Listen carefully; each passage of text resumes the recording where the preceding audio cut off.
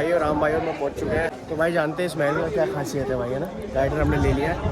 कितने रुपये दिए गाइडर को? 200 रुपये दिए ना हमने। 200 रुपये दिए, ऊपर 200 रुपये में पूरा समझाएगा भाई पूरे महल के बारे में। चलो भाई चलते हैं। नहीं मेरी मालिक वायराट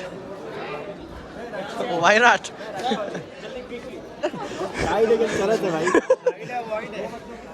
वॉइड है, वॉइड करो इसको। गाइड है वॉइड है। जिसको भी टॉयलेट वगैरह जाना हो यहाँ जा सकते हैं, पेएबल नहीं है, अंदर जाएंगे पेएबल। इस वाले में तो हम नहीं जा सकते ना जी है तो इधर नहीं। अच्छा आपका उधर बना हुआ है, ये सामने लेडीज का। ओके कोई जाना चाहता है? नहीं अभी नहीं ओके सब fine. Yes fit and fine. Anybody want चाय? नहीं।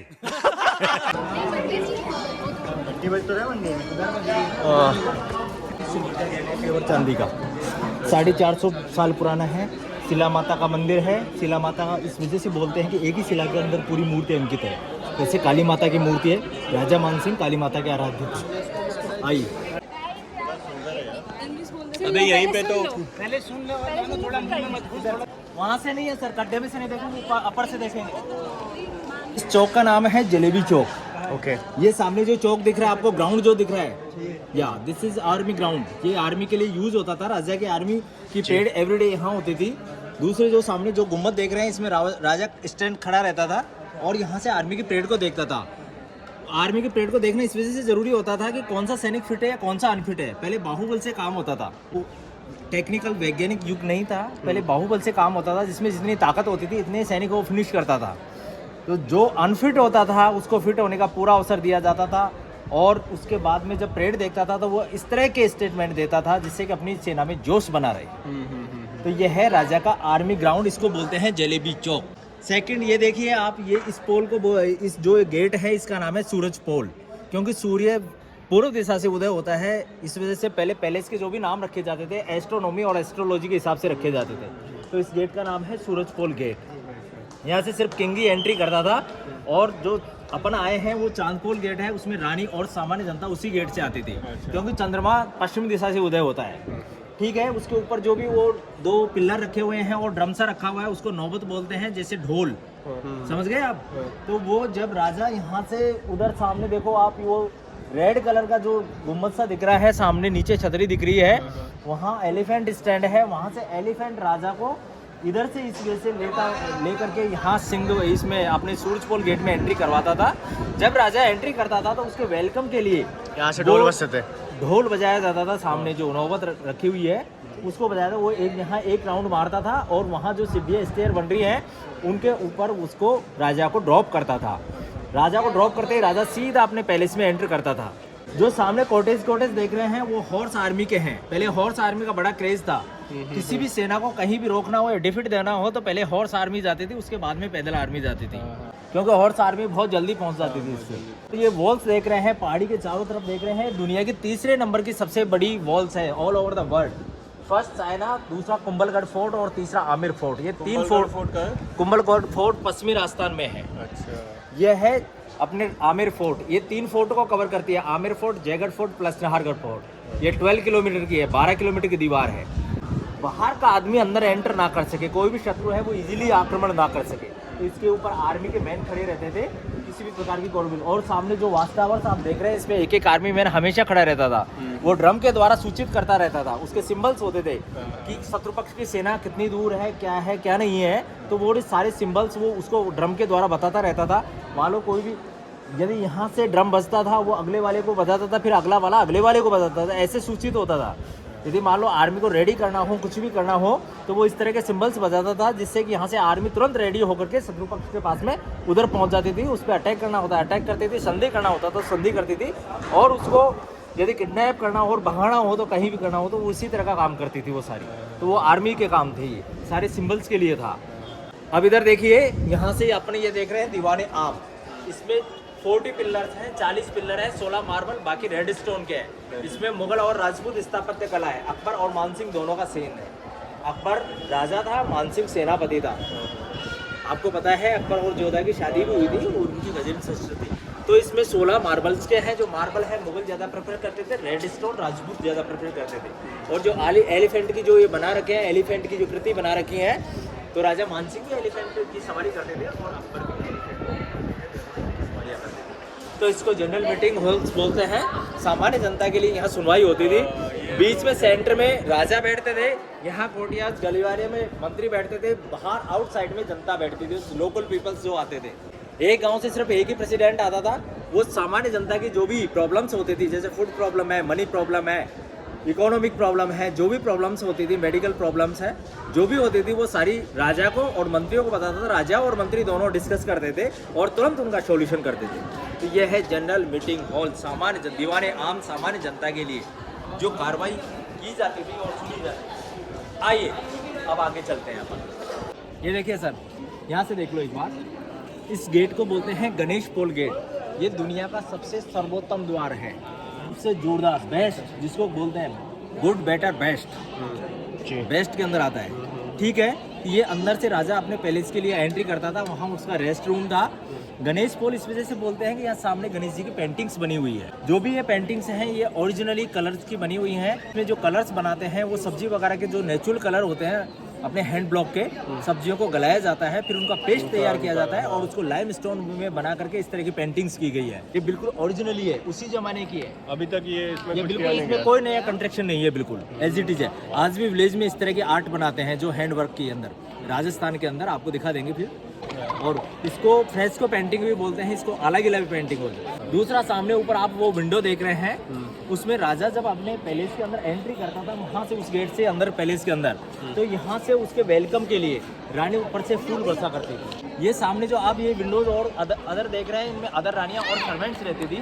वो जो दीवानी आम में जो भी कार्रवाई होती थी राजा के द्वारा और आम लोगों के ऊपर में जो मीटिंग होती थी उसको देखा करती थी। क्यों, पहले प्रदा प्रथा का विचलन था, तो रानियाँ सबको देख ले, लेकिन रानियों को कोई नहीं देखती। ठीक है, तो ये इस तरह के वो सामने किचन्स हैं जो सर्वेंट और राजा की जो फैमिलीज होती थी उसके लिए खाना बनता था सामने यहाँ पैलेस के अंदर। और जो ऊपर वो सीसीटीवी बनी हुई है, उधर जालियाँ लगी हो, हम बैठ के खाना खाते थे। ठीक है, आइए चलते हैं। इसमें सीमेंट का कोई मिक्स नहीं है, जब पैलेस बना था उसी टाइम का है ये सारा। ये देखिए इसको सर, इस वाले गार्डन को फूल गार्डन बोलते हैं। ठीक है, फूल वगैरह खेती थी जो वर्शिप के काम आती थी राजा के, पूजा वूजा करने के लिए। हाँ, और इसका आगे बताएंगे आप। हाँ, देख रहे हैं, this is important part of the palace, Sheesh Mahal mirror palace. इसको शीश महल इस वजह से बोला जाता है कि ये all over covered for the glass, ये पूरे शीशे से कवर्ड किया हुआ है। ये शीशा उस जमाने में बेल्जियम से लाया गया था। यहाँ के राजाओं के आउट ऑफ कंट्री पहले से ही बहुत अच्छे रिलेशंस थे। बेल्जियम का शीशा है ऑल ओवर द वर्ल्ड में सबसे फेमस है, जो चमक और उसकी उपयोगिता की दृष्टि से तो बेल्जियम से, हाँ, तो बेल्जियम से लाया गया था और ये पूरे इसको कवर किया गया था। ये राजा का रेस्ट पैलेस था, विंटर पैलेस कह दो आप। और ये इस शीशे की एक स्पेशलिटी ये है कि आप यदि एक कैंडल भी यदि इसमें बर्न कर दोगे तो पूरा फ्लैश हो जाएगा, इंद्रधनुष की तरह ये रंग देगा। हाँ, उसमें एक कहावत और थी कि राजा अपनी रानी को जब दिन में तारे दिखाता था ना, वो इसी तरह दिखाता था। हाँ, क्रिस्टल जैसा हो तो रहा है। लेकिन अभी क्या फ्लैश ज्यादा नहीं है ना, ये हाँ, समझ रहा हूँ, रात में दिखेगा। हाँ, सूरज का ज्यादा रोशनी है, इस वजह से ज्यादा सही। ठीक है, दिन में तारे दिख रहे हैं सबको।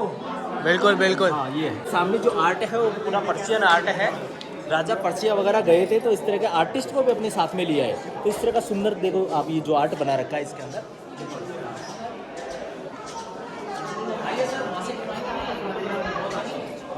ये राजा का रेस्ट पैलेस था जिसको विंटर पैलेस भी बोलते हैं। ये पूरे जो कैमल कारपेट्स होते हैं, राजस्थान में कैमल कारपेट का बहुत अच्छा है, कैमल वूल के कारपेट्स होते थे, यहाँ पूरा कवर्ड रहता था। और जो ये इसकी लाइटिंग जो हीट होती थी, इससे बड़ा वार्मनेस महसूस होता था। तो विंटर में क्या बड़ा सुकून रहता था। उनके 2 रानियाँ थी, एक रानी का रूम सामने है, सेकंड वाली का उधर है। दोनों रानी के रूम में एंटर करते थे, बीच में इनका सिल्वर बेड रहता था जो ओरिजिनली बिल्कुल सिल्वर का पेवर, और यहाँ अपनी रानी के साथ में रहते थे, रेस्ट करते थे। दिवाली में ये लाइटें लगी होंगी, कितनी सुंदर लगता होगा पूरा।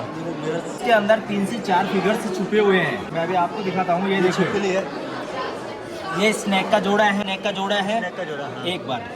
ये एलिफेंट का ट्रंक है, ये लॉयन के टेल है, ये पूरा स्कॉर्पियो है, ये बटरफ्लाई है। हाँ जी। तो पहले के आर्टिस्ट इस तरह के आर्ट अपने उसके अंदर छिपा के रखते थे, जो भी बनाते थे ना उसमें कुछ न कुछ कलाएं छिपा के रखते थे। सामने वाला अभी सर्दी वाला देखा है, अभी गर्मी वाला देखेंगे।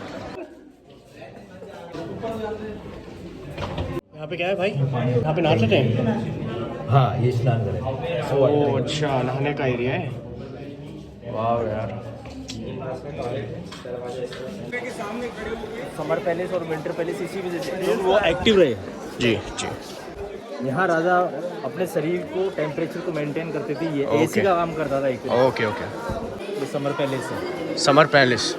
क्योंकि राजस्थान में मई और जून के अंदर बहुत ज़बरदस्त गर्मी पड़ती है, जी जी ये तो तो है। उसमें ऐसे ही नहीं होती है। हाँ जी। तो ये समर पैलेस था। इसमें जो काम है वो मीनाकारी और गोल्ड का काम है। इसमें 4 सर्वेंट होते थे, 2 सर्वेंट आगे और 2 पीछे रहते थे, लेडीज सर्वेंट थे। वो पैलेस के अंदर इसी व्हील चेयर से जाती थी। ओके व्हील वो चेयर। सर्वेंट्स उसको लेके जाते थे। बिल्कुल स्ट्रॉन्ग थी, रानी में कोई वो नहीं थी, लेकिन वो रानी थी, इस वजह से पैलेस में एक भी पैर वो नीचे नहीं रखते थे। समझ गए आप? समझ गए समझ गए समझ। ये है रानी का व्हील चेयर। इसको वैसे ही रखा हुआ है ना एग्जैक्ट एग्जिट जैसा था वैसे ही एज है। इट इज रखा हुआ है जैसा था। मार्बल की पट्टी जिसमें हॉल्स बने हुए हैं। जी जी जी। इसमें पीछे की साइड से एयर आती है। ओके। और जो सामने जो आप पैलेस देख रहे हैं उसमें 2 रूम्स हैं ऊपर। हाँ। वाटर टैंक बना हुआ है और एक पाइप लगा हुआ है। हाँ। ठीक है, उससे पानी यहाँ अंदर से एंटर पाइपलाइन से करके इसके अंदर डाला जाता था झरने की तरह। तो इसके अंदर से जो पानी नीचे गिरता था और पीछे से जो एयर आती थी, तो दोनों जब टच होते थे तो पानी और एयर दोनों टच होने से एयर का जो टेम्परेचर है वो बिल्कुल डाउन हो जाता था और एसी की तरह महसूस होता था, बिल्कुल कूल। तो ये राजा का समर पैलेस है। और जो वेस्ट पानी था इस नाली से होकर के अंदर गार्डन में चला जाता था, जो फूलों के काम आता था। ये ग्लास अभी लगाया गया है। जो पैलेस के इम्पोर्टेंट पार्ट्स होते थे उसमें पहले सैंडलवुड के गेट ही होते थे। हाँ, सैंडलवुड चंदन का बना हुआ है ओरिजिनली। इम्पोर्टेंट पार्ट के अंदर चंदन के गेट ही लगाए जाते थे, लेकिन अभी क्या है, गवर्नमेंट में कन्वर्ट होने के कारण जो अदर गेट्स हैं वो अपने इम्पोर्टेंट पार्ट पर्चे वगैरह गए थे। जी तो जी। वहाँ से आर्टिस्ट को अपने सामने इस तरह का ये सारा आर्ट है, पर्शियन आर्ट है। Persian art. विंडो दिख रहे हैं, इसमें से हवा आती है। और इसमें एक सेंस और था कि अंदर का आदमी बाहर देख सकते हैं, अंदर का आदमी नहीं आ सकते। इस तरह से एक विंडो भी बनाई गई।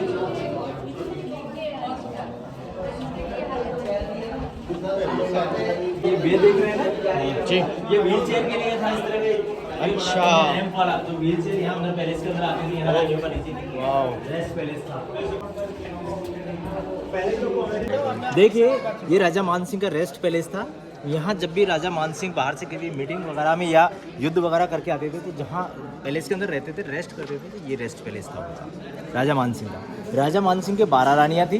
12 रानियों के रूम्स 3 के इधर सेम बने हुए हैं, 3 के इस दिशा में बने हुए हैं, 3 के इस दिशा में और 3 के इस दिशा में, चारों दिशाओं में, ईस्ट वेस्ट नॉर्थ और साउथ। और इसमें स्पेशलिटी ये है कि इसमें से एक हिडन रास्ता जाता था जो हर रानी के पैलेस में प्रवेश करता था उनके रूम्स में। जैसे कैसे क्या किसी को किसी से प्रॉब्लम्स होती थी तो यहाँ आकर के खड़ी हो जाती थी, फिर उसके सर्वेंट को इन्फॉर्मेशन करती थी, सर्वेंट दूसरी रानी को बुला के लाता था, दूसरी रानी आती थी, डिस्कस करती थी। यदि उनको किसी भी 12 की 12 को डिस्कस करना था, कब होता था, चाहे कोई फेस्टिवल हुआ, किसी तीज त्यौहार हुआ, राजा को युद्ध में भेजना है, राजा युद्ध से आ रहे थे, उनका वेलकम कैसे करना है और राज परिवार की तरफ से फेस्टिवल को कैसे सेलिब्रेट करना है, दीपावली है, होली है, त्योहार, ईद है, कोई सा भी, कि ये सारा संदेश जनता में पहुंचाना था कि राज परिवार इस तरह से मना रहा है, आप भी इसी तरह से मनाइए। तो ये यहाँ डिस्कस होता था। तो ये 12 रानियों की डिस्कस करने की जगह है, इसको बोलते हैं 12 दरी चौक। हमें जयबान अपने नाम से रखा हुआ है। अरे रे रे हाँ हाँ। अच्छा। इसकी मार्क क्षमता है 35 किलोमीटर। इसका एक बार ही एक्सपेरिमेंट हुआ था सिर्फ,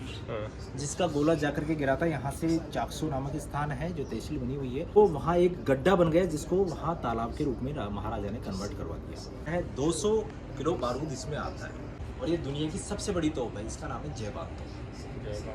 और ये आर्मी एरिया था। इसके अंदर जो टैंक बने हुए हैं उसके अंदर बहुत सारा सोना, जो भी राजा महाराजा जो भी दूसरे प्रदेश को जीत के लाते थे तो पूरा सोना इसी के अंदर रखते थे।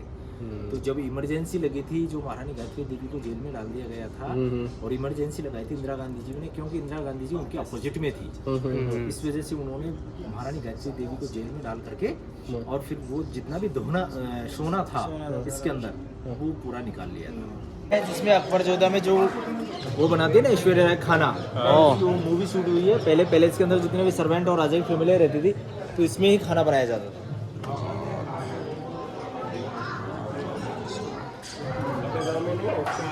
1/4 तो होता ही होगा। मैं देख रहा था भाई इसको कौन सा गेट है भैया? ये त्रिपोलिया गेट है सर। त्रिपोलिया गेट। ओके। हाँ, या तीनों गेट एक साथ में मिलते हैं, first, second and third. Oh, second third. हाँ। तो भाई उस ब्लॉग पे एंड करता हूँ। आई होप आप सभी को अच्छे लगे। Please like share and subscribe. जय राजपूताना, जय श्री राम।